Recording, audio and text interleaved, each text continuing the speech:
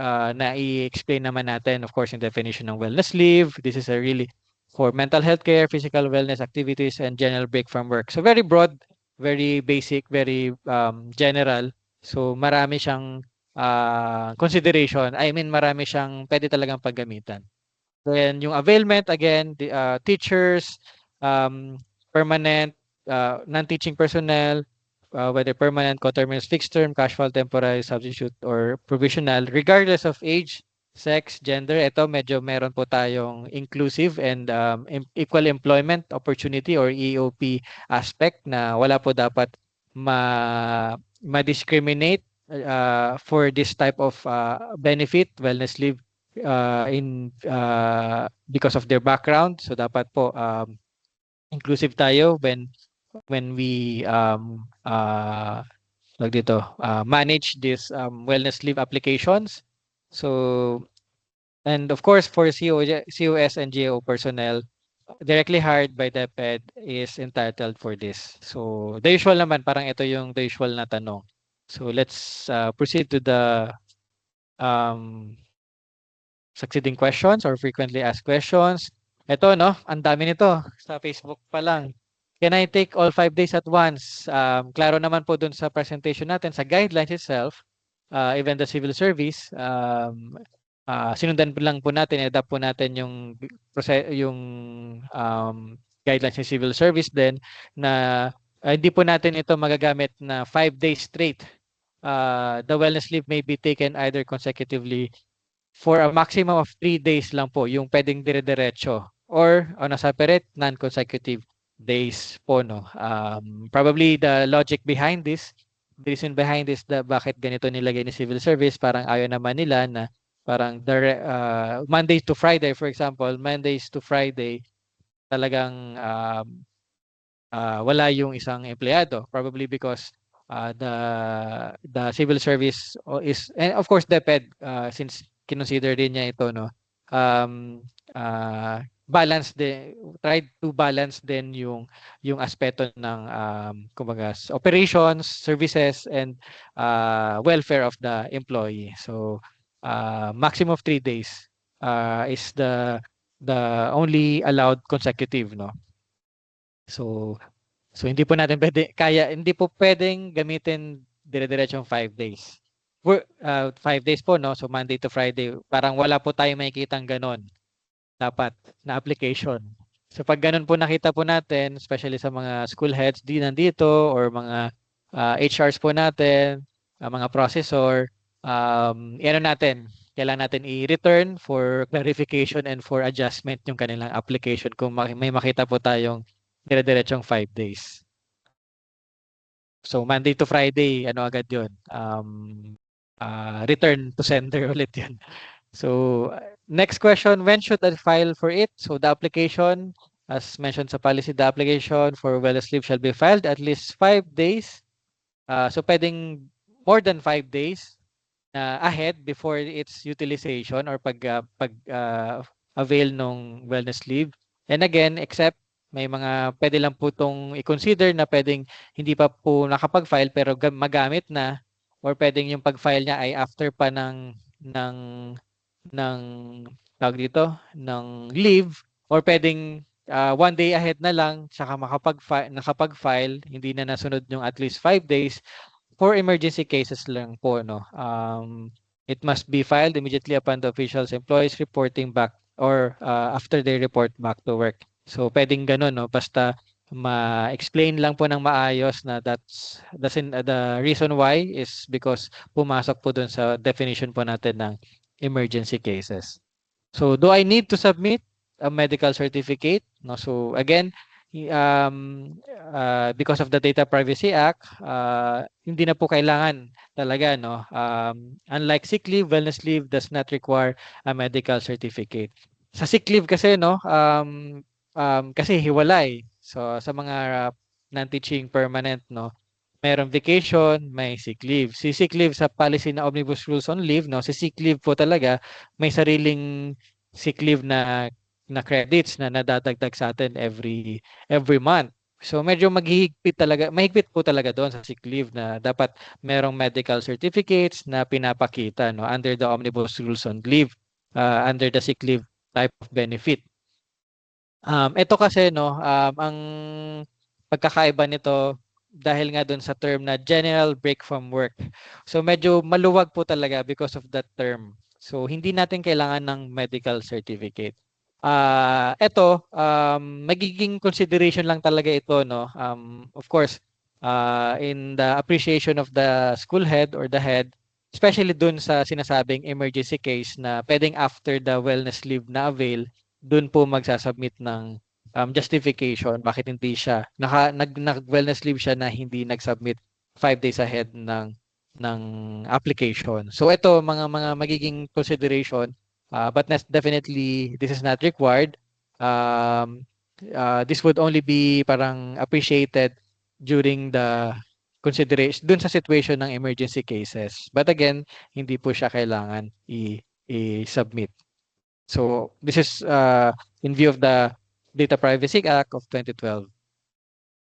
Can I convert? Next question. Can I convert unused wellness leave to cash? Of course, hindi po siya commutable. Hindi po siya magagamit for monetization. Hindi po siya magagamit for terminal leave. Kung dun sa mga dahil hindi nga po siya naipon, ibabawas po siya or mafu-forfeit pag hindi nagamit sa bawat taon. So, hindi po siya commutable. Non-cumulative, hindi siya naki-carry over taon-taon.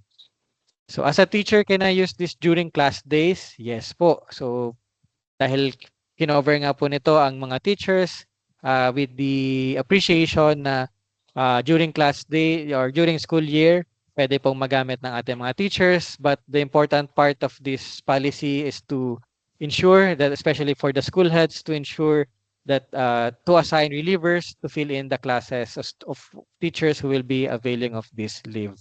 So, for this purpose, the teachers will be relieving duties shall be eligible.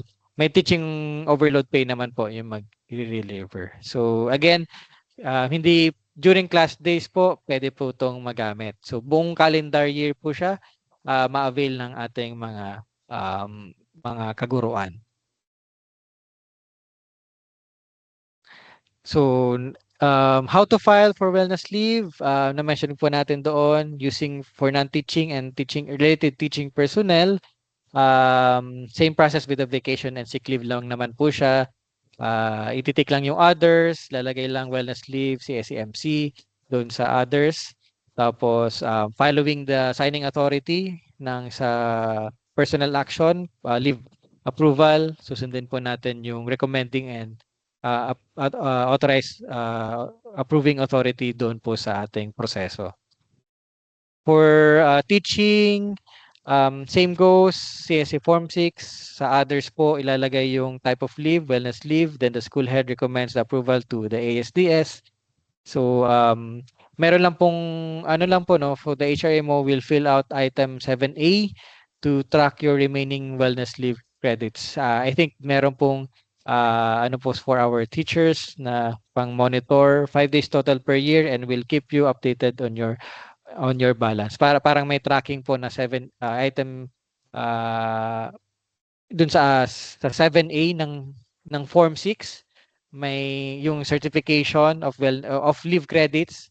Doon po ilalagay kung yung 5 days nga po na wellness leave. So, yung part doon ng certification of leave balances, actually yung sinasabi dito na item 7A sa Form 6 natin. Then of course, for contract of service and GO personnel, may sariling form na in-adapt. So, again, the wellness leave provision should be included in the individual contracts, no, especially for the engagement na darating or magiging engagement, especially from the time na meron na po tayong wellness leave implementing guidelines sa DepEd. So they'll be using the Annex A attached to the DepEd Order number 2 as their form for applying for the wellness leave benefit. Tapos same goes po yung mga proseso po doon ng signing authority, recommending authority or recommending approval. So Again, the important part doon is hindi po dapat ma-deduct sa salary. Continuous po yung salary ng COS o GO once approved po yung kanyang wellness leave application. So I think this is for the effectivity. Feb 13, uh, nabanggit naman yan, no? Kaya po, yung per CSEMC number 1 series of 2026, yung implementation of such benefits, kaya po talagang kailangan po hinintay. Dapat hinintay po talaga yung guidelines kasi nakapolob nga po sa CSEMC na subject to the agency discretion yung implementing guidelines ng wellness leave na to, no, ng benepisyo na to, no. So,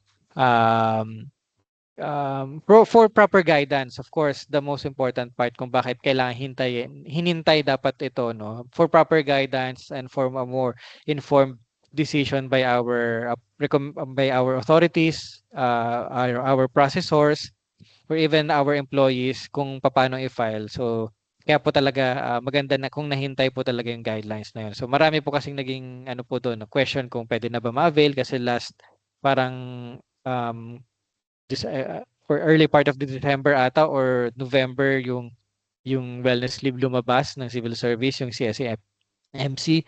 So pero very clear po doon na ano po siya, merong siyang dapat ma-issue ang mga agencies na governing issuance guidelines for its implementation. So prior to the leave filings, please note that any leave of absence filed prior to the issuance of this DepEd order shall be deducted from the employees or accrued leave credits. Kasi nga po, because of that um, provision na hindi po automatic yung CSCM issuance. Unang-una, lalo na sa mga civil service, ito medyo mag-explain na po tayo. Unang-una pa, lalo na dun sa mga civil service. So, mga contract of service or GO personnel, though kasi sinabi sa CSCMC na entitled, pero subject po yun sa discretion ng agency. So, dapat po talaga nahintay yung decision to approve that leave kung may guidelines na. So, importante po yun. And of course, again, for a more well-informed and proper and standards, ang purpose naman po talaga ng implementing guidelines ni DepEd, kaya po natin sinasabi na um, yung mga previous or mga prior to the issuance na na-file, kailangan pong ma-void muna, ma-void because to ensure po yung standardization. The purpose of the implementing guidelines is yung to ensure the standardization and a more proper guidance sa ating mga processor, mga mag-a-approve na ito yung mga parameters or proseso or mga procedural or guidelines para maging fair and reasonable and with basis yung kanilang decision to approve or disapprove the wellness leave application prior to the issuance of these guidelines. Ganon po siya. So kaya po siya medyo ano lang po na maraming mga consideration. So medyo na it took time yung sa guidelines hindi agad na i-release ng before the start of the year ng January kasi may mga legality din po siya na aspeto.